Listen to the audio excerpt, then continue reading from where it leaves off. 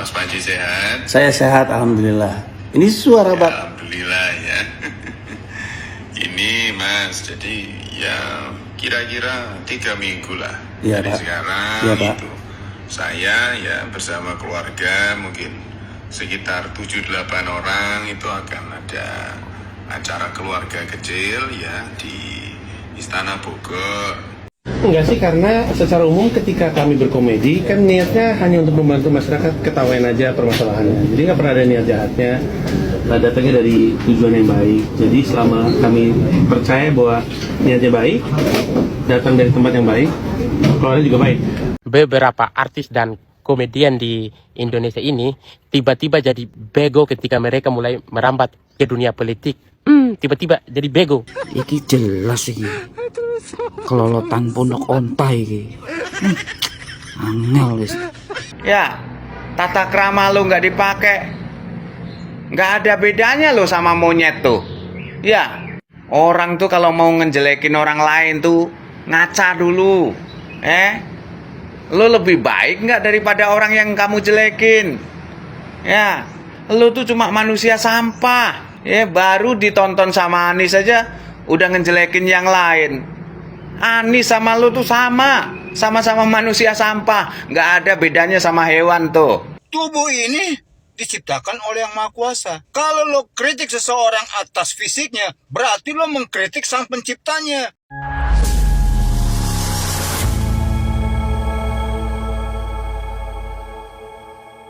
Assalamualaikum warahmatullahi wabarakatuh, saudara-saudaraku sebangsa dan setanah air.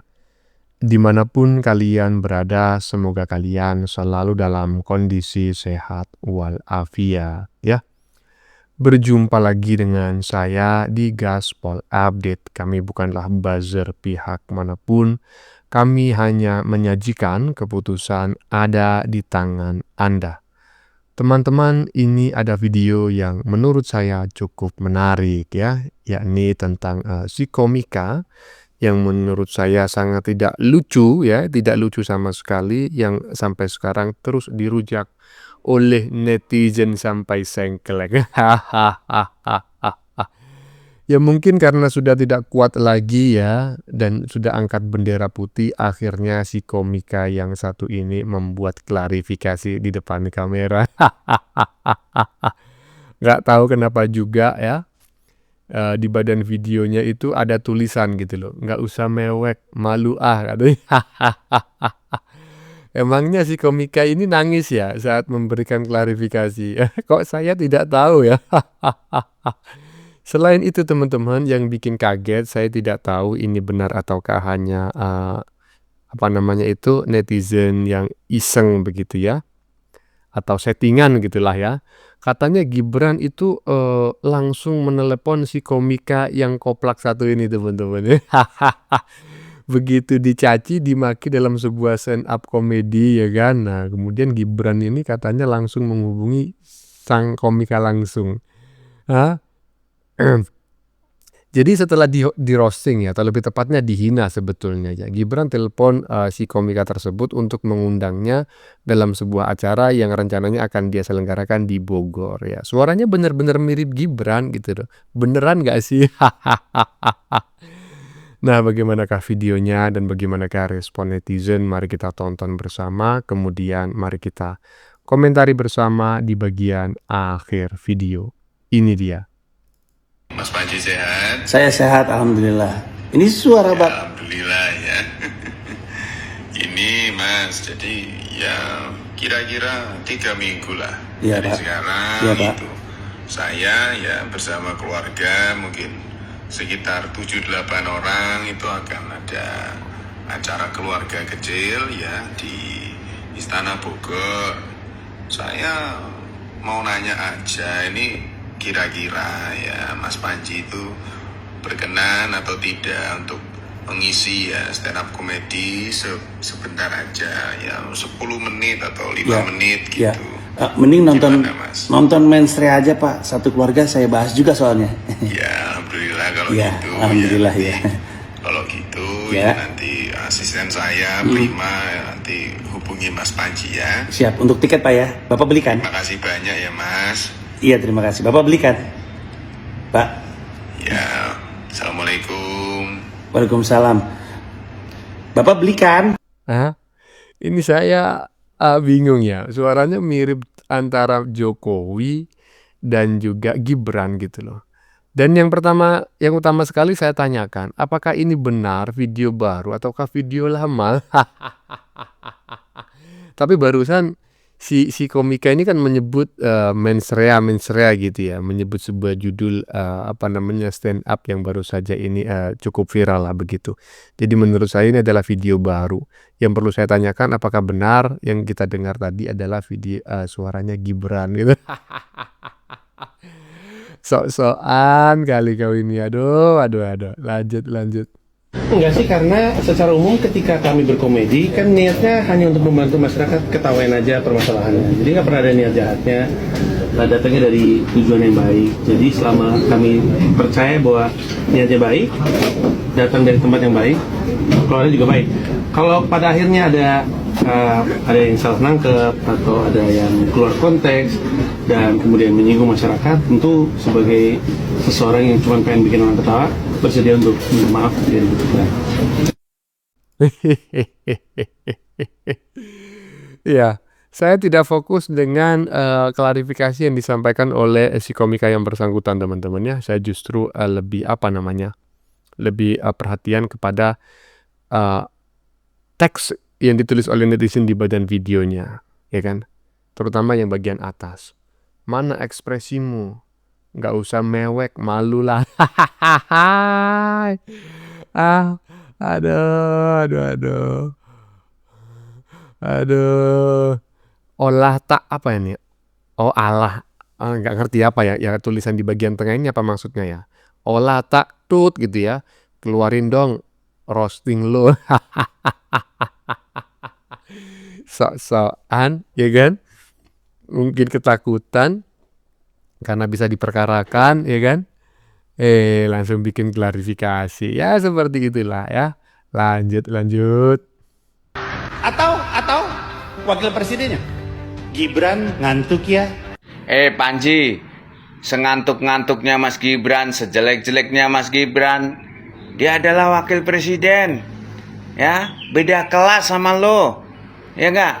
Dia pernah salaman sama presiden Prancis. Siapa tuh namanya? Macaroni apa siapa? Dia pernah salaman berbincang sama Perdana Menteri Jepang.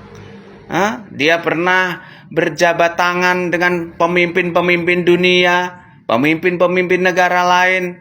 Nah lo jadi apa coba? Saya mau nanya sama lo. Beda kelas, ya enggak? Kalau lo tuh cuma sampah, ya enggak? Enggak tahu apa-apa, nggak ngerti apa-apa, nggak pengalaman apa-apa. Kalau cuma hanya bisa ngomong, bisa ngelawak, semua orang bisa. Bahkan lawakan lo aja sama lawakan gue masih lucuan lawakan gue. Tapi gue masih punya etika, punya sopan santun. Ya, percuma lo bisa menghibur orang, percuma lo bisa ngelawak, tapi kalau akal sama logika lo nggak dipakai,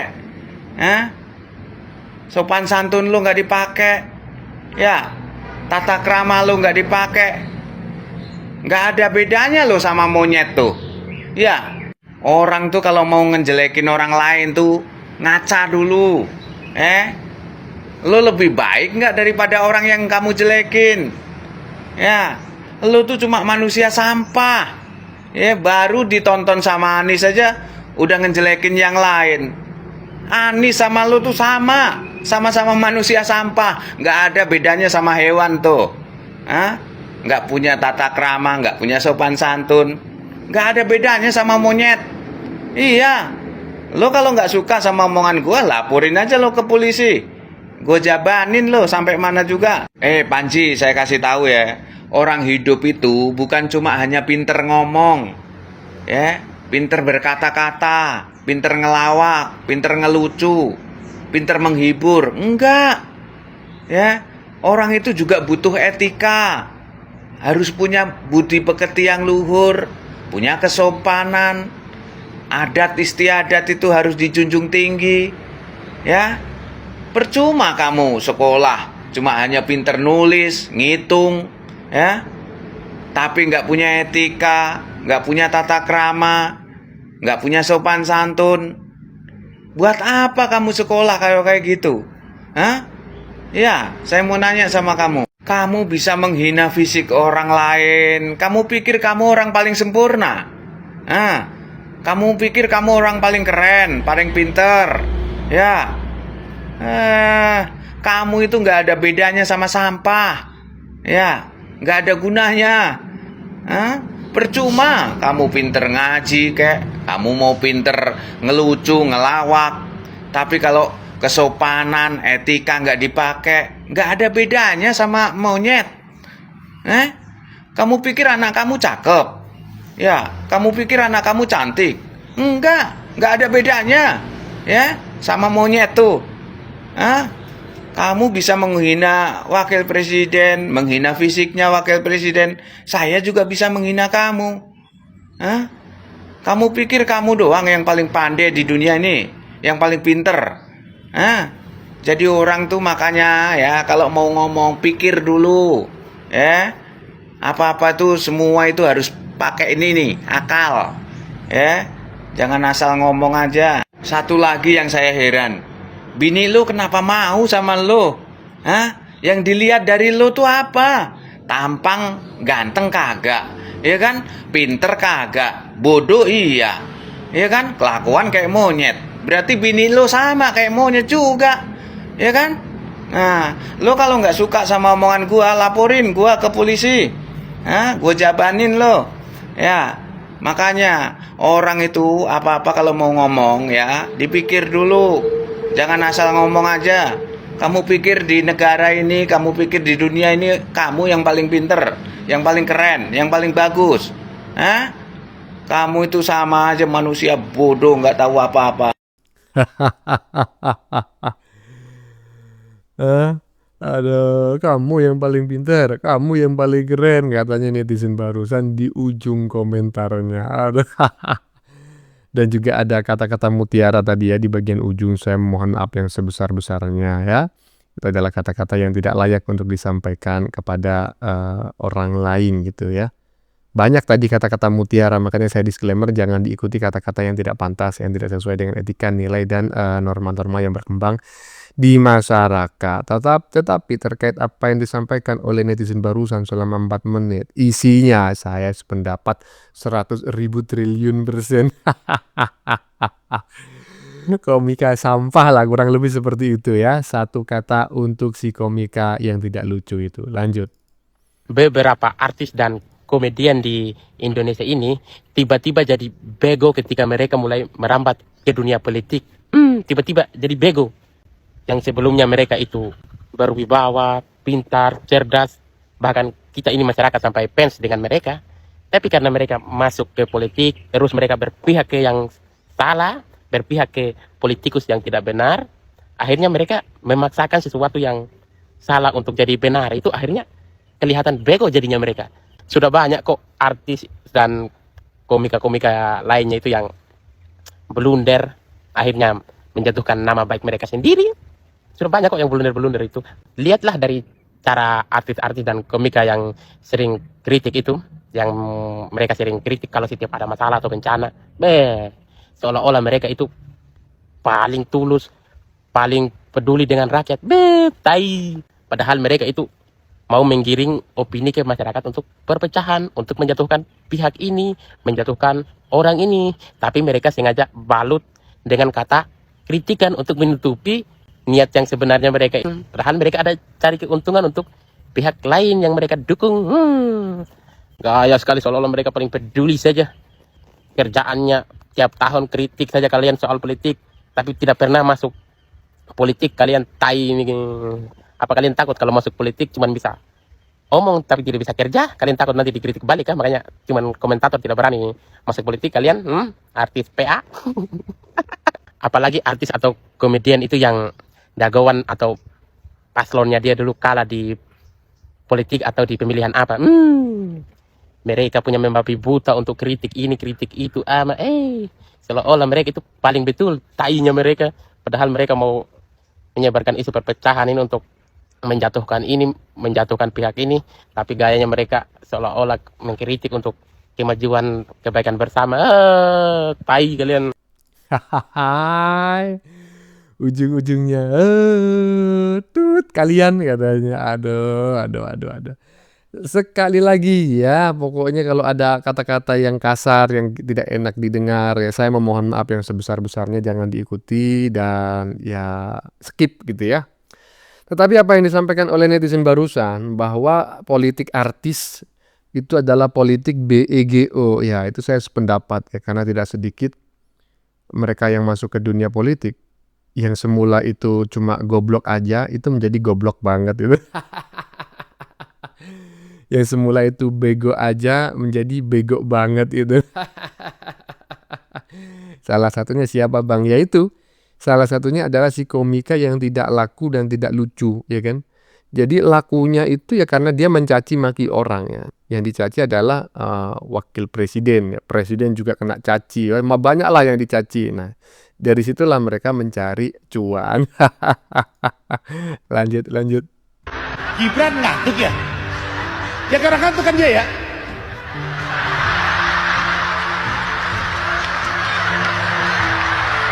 Woi, tonton. Mulane nek ora doyan daging onta, ojo mangan daging onta. Yo. Iki jelas iki. Kelolotan pondok onta iki. Angel wis. Dalam raimu. Kawadoh karo Gibran bojone ayu, ya kan? Posisine siki wapres. Lah kowe apa?